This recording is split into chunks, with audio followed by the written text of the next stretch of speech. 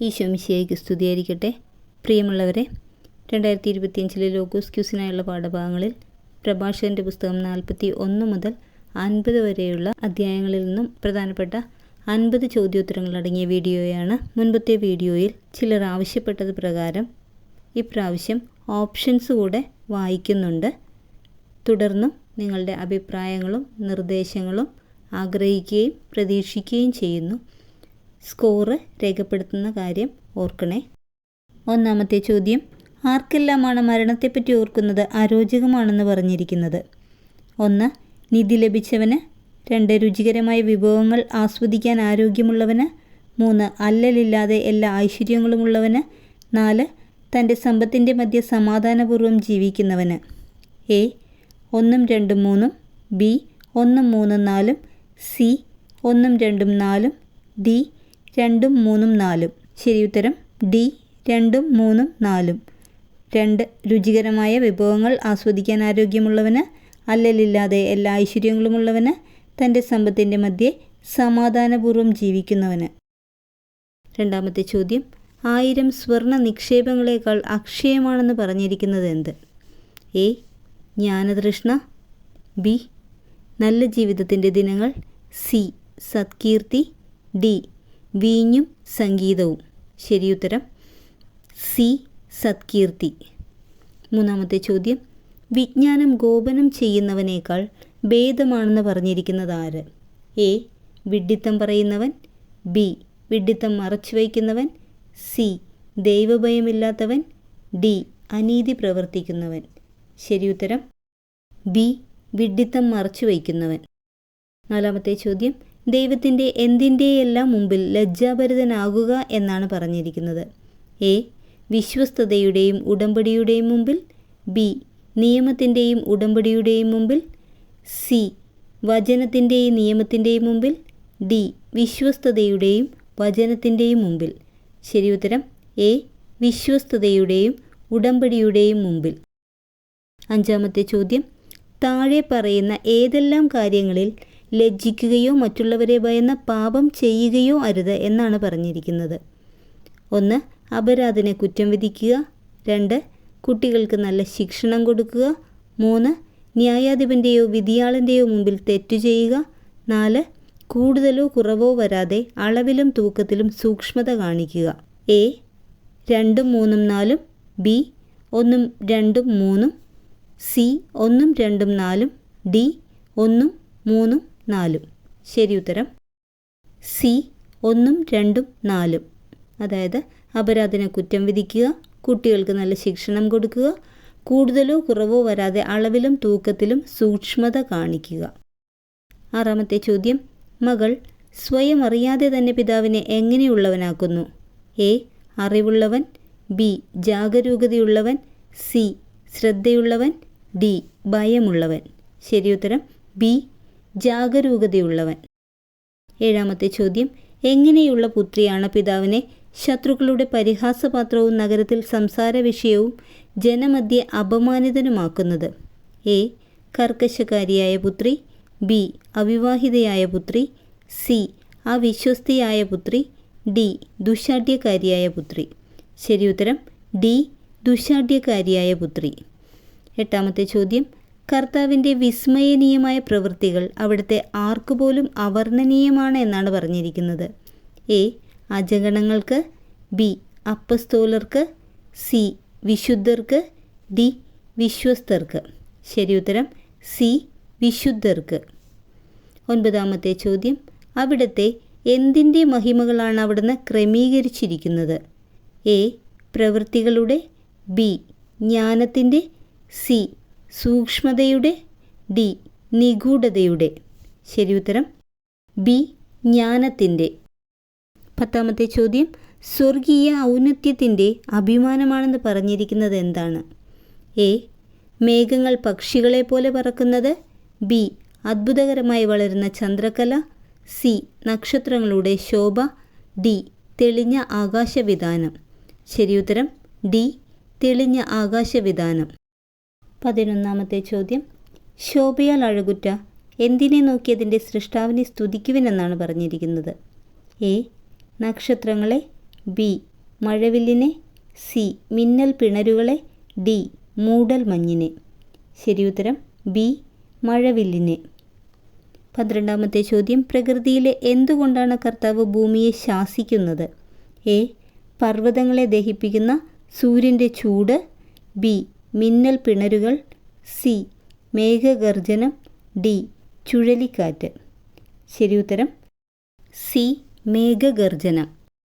13ാമത്തെ ചോദ്യം, കർത്താവ് നിശ്ചയിച്ച പ്രകാരം എന്തിനെ നിശ്ചലമാക്കിയാണ് അതിൽ ദ്വീപുകൾ പ്രതിഷ്ഠിച്ചത്? എ അത്യഗാധത്തെ, ബി ഭൂമിയെ, സി സമുദ്രത്തെ, ഡി ജലോപരിതലത്തെ. ശരിയുത്തരം എ അത്യഗാധത്തെ. 14ാമത്തെ ചോദ്യം, കർത്താവിൻ്റെ വചനത്താൽ ഭൂമിയിലുള്ള എല്ലാം എപ്രകാരം ചരിക്കുന്നു? എ അജ്ഞാതമായി, ബി അത്ഭുതകരമായി, സി ഉന്മേഷത്തോടെ, ഡി നിശ്ചിത മാർഗത്തിൽ. ശരിയുത്തരം ഡി നിശ്ചിത മാർഗത്തിൽ. 15ാമത്തെ ചോദ്യം, കർത്താവ് അത്യുന്നതനും അവിടുത്തെ ശക്തി ഡാഷുമാണ്. എ ഉന്നതവും, ബി വിസ്മരിക്കാനാവാത്തതും, സി അത്ഭുതകരവും, ഡി അവർണ്ണനീയവും. ശരിയുത്തരം സി അത്ഭുതകരവും. 16ാമത്തെ ചോദ്യം, കർത്താവ് ജ്ഞാനം പ്രദാനം ചെയ്യുന്നത് ആർക്കാണ്? എ വിശുദ്ധർക്ക്, ബി തൻ്റെ ഭക്തർക്ക്, സി അജ്ഞാനികൾക്ക്, ഡി മഹത്തുക്കൾക്ക്. ശരിയുത്തരം ബി തൻ്റെ ഭക്തർക്ക്. 17ാമത്തെ ചോദ്യം, കർത്താവ് ആദ്യം മുതൽ തന്നെ തൻ്റെ എന്തെല്ലാമാണ് മഹത്തുക്കൾക്കും പൂർവ്വ പിതാക്കന്മാർക്കും ഓഹരിയായി നൽകിയത്? എ പ്രതാപവും മഹത്വവും, ബി ശക്തിയും മഹത്വവും, സി ശക്തിയും പ്രതാപവും, ഡി ജ്ഞാനവും പ്രതാപവും. ശരിയുത്തരം എ പ്രതാപവും മഹത്വവും. 18ാമത്തെ ചോദ്യം, ആരുടെ ഐശ്വര്യമാണ് അവരുടെ പിൻഗാമികളിലും അവരുടെ അവകാശം മക്കളുടെ മക്കളിലും നിലനിൽക്കും എന്ന് പറഞ്ഞിരിക്കുന്നത്? എ വിശുദ്ധരുടെയും ജ്ഞാനികളുടെയും, ബി മഹത്തുക്കളുടെയും നമ്മുടെ പൂർവ്വ പിതാക്കന്മാരുടെയും, സി പ്രവാചകന്മാരുടെയും ന്യായാധിപന്മാരുടെയും, ഡി അപ്പസ്തോലന്മാരുടെയും അജഗണത്തിൻ്റെയും. ശരിയുത്തരം ബി മഹത്തുക്കളുടെയും നമ്മുടെ പൂർവ്വ പിതാക്കന്മാരുടെയും. 19ാമത്തെ ചോദ്യം, കർത്താവിനെ പ്രീതിപ്പെടുത്തിയ ഹെനോക്ക് എല്ലാ തലമുറകൾക്കും എന്തിൻ്റെ മാതൃകയായിരുന്നു? എ അനുതാപത്തിൻ്റെ, ബി മഹത്വത്തിൻ്റെ, സി വിജ്ഞാനത്തിൻ്റെ, ഡി ദൈവഭക്തിയുടെ. ശരിയുത്തരം എ അനുതാപത്തിൻ്റെ. 20ാമത്തെ ചോദ്യം, എന്തിൻ്റെ മുദ്രയാണ് അബ്രാഹം സ്വശരീരത്തിൽ പതിച്ചത്? എ സഹനത്തിൻ്റെ, ബി സ്നേഹത്തിൻ്റെ, സി ഉടമ്പടിയുടെ, ഡി മഹത്വത്തിൻ്റെ. ശരിയുത്തരം സി ഉടമ്പടിയുടെ. 21ാമത്തെ ചോദ്യം, ദൈവം ഓഹരി നിശ്ചയിച്ച പൈതൃകാവകാശം എത്ര ഗോത്രങ്ങൾക്കായാണ് ഭാഗിച്ചു കൊടുത്തത്? A 14, B 12, C 10, D 15. ശരിയുത്തരം ബി 12. 22ാമത്തെ ചോദ്യം, ഭാഗ്യസ്മരണാർഹനായ മോശയെ കർത്താവ് മഹത്വത്തിൽ ആർക്ക് സമനാക്കി? എ അഹറോന്, ബി അബ്രാഹത്തിന്, സി ദൈവദൂതന്മാർക്ക്, ഡി മാലാഖമാർക്ക്. ശരിയുത്തരം സി ദൈവദൂതന്മാർക്ക്. 23ാമത്തെ ചോദ്യം, കർത്താവ് അധികാര ചിഹ്നങ്ങൾ നൽകി ശക്തനാക്കിയ അഹറോൻ ഏതു ഗോത്രജനായിരുന്നു? എ ആഷേർ, ബി യൂദ, സി ദാൻ, D Levi.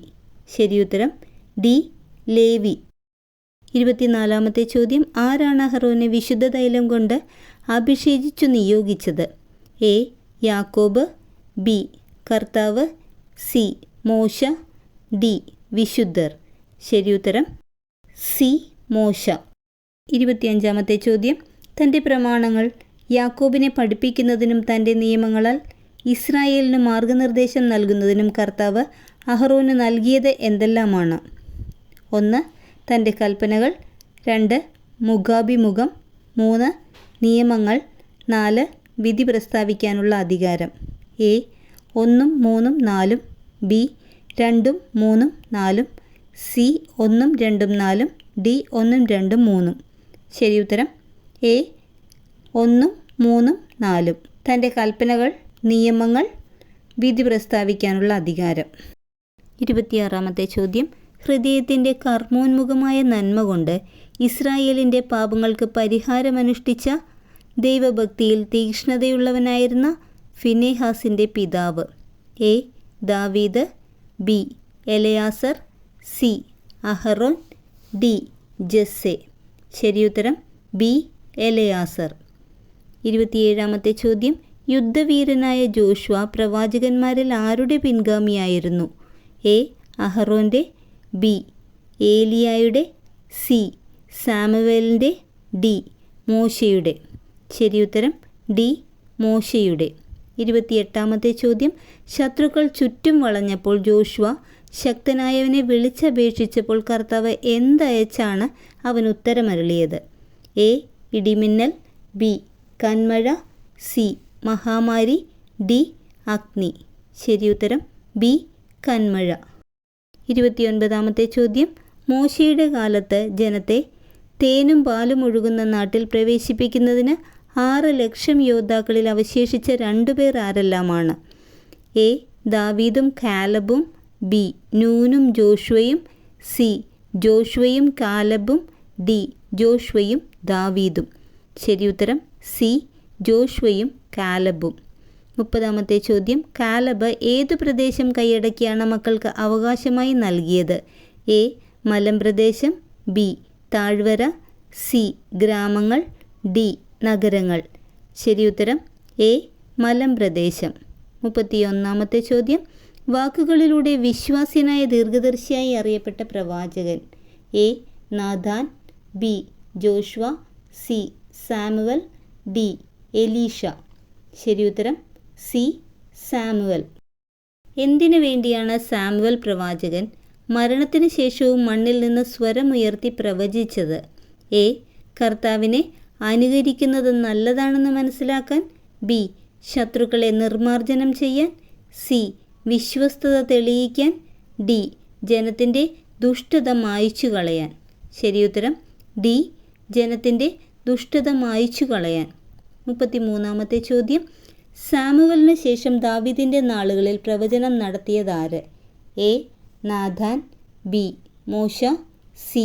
Joshua, D. Elisha. ശരിയുത്തരം എ. നാഥാൻ. 34-ാമത്തെ ചോദ്യം. തൻ്റെ ജനത്തിൻ്റെ ശക്തി വർദ്ധിപ്പിക്കുന്നതിന് വേണ്ടി ദാവീദ് ഏത് യുദ്ധവീരനെ കൊല്ലുന്നതിനാണ് കർത്താവ് അവൻ്റെ വലത്തുകരം ശക്തമാക്കിയത്? എ. ദാത്താനെ, ബി. അബിറാമിനെ, സി. ഗോലിയാത്തിനെ, ഡി. കോറഹിനെ. ശരിയുത്തരം സി. ഗോലിയാത്തിനെ. 35-ാമത്തെ ചോദ്യം. തൻ്റെ എല്ലാ പ്രവൃത്തികളിലും ദാവീദ് എന്തു പ്രകീർത്തിച്ചാണ് പരിശുദ്ധനായ ദൈവത്തിന് കൃതജ്ഞത അർപ്പിച്ചത്? എ. കർത്താവിൻ്റെ അനുഗ്രഹം, ബി.